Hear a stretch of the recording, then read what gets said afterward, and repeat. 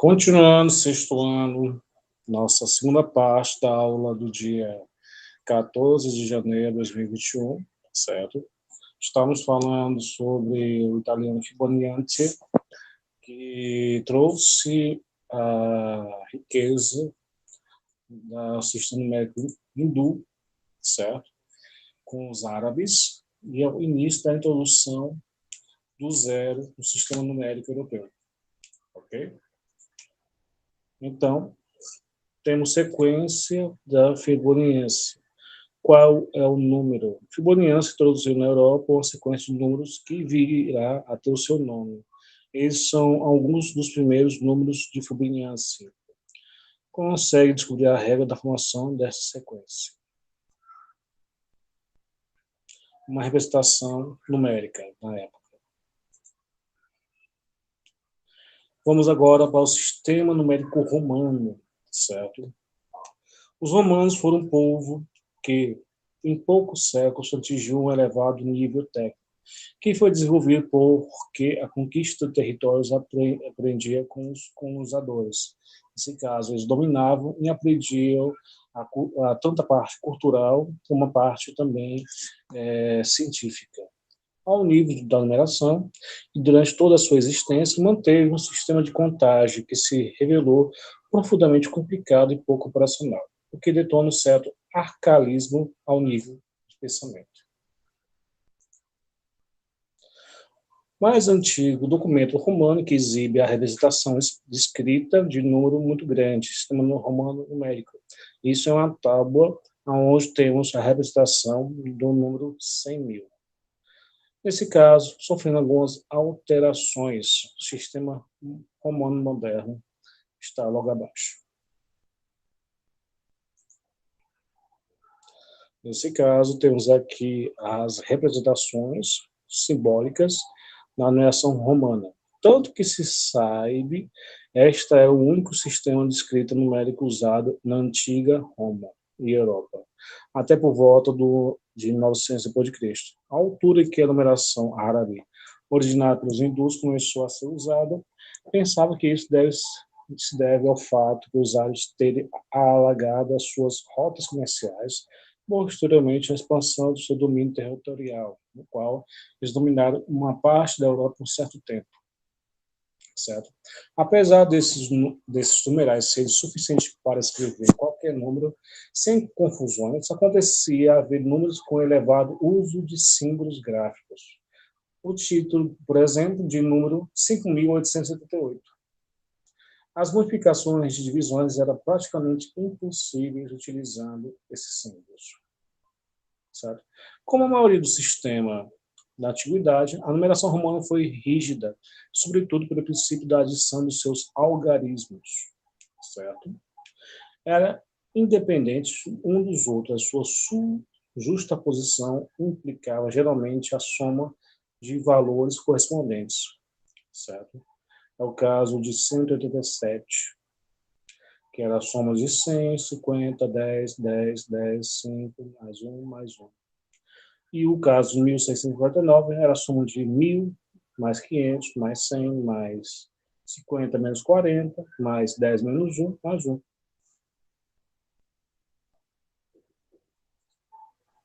sistema numérico romano tornou-se bastante mais complexo quando se introduziram as regras que ainda hoje vigoram. Qualquer símbolo numérico apenas se pode repetir no máximo 3 vezes. Para obter um algarismo maior, deve-se adicionar à direita os símbolos numéricos, respectivamente.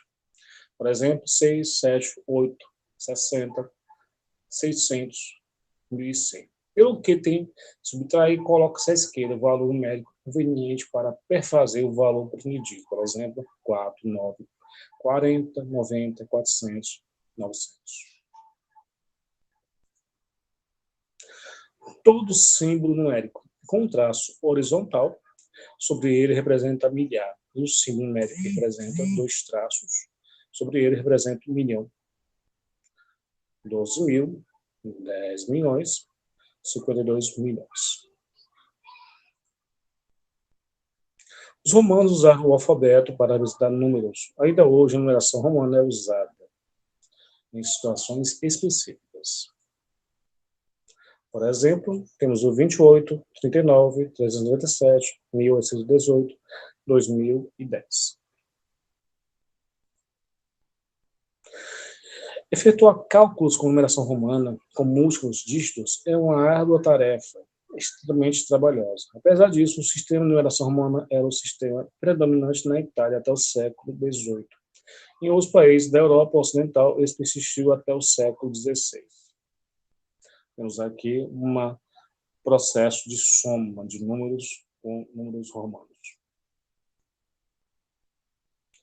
O algarismo romano não são sinais que serviam para efetuar operações aritméticas. São abreviaturas destinadas a escrever, a reter números, assim tal como já foi referido. Os romanos utilizavam os abacos para efetuar seus cálculos, introduzindo algumas alterações no formato inicial. Nomeadamente, adotaram o baco de um pé de suporte, tornando uma mesa de cálculo ainda mais prática de utilizar. Temos aqui a comparação de numeração árabe e numeração babilônica. Do mesmo tipo.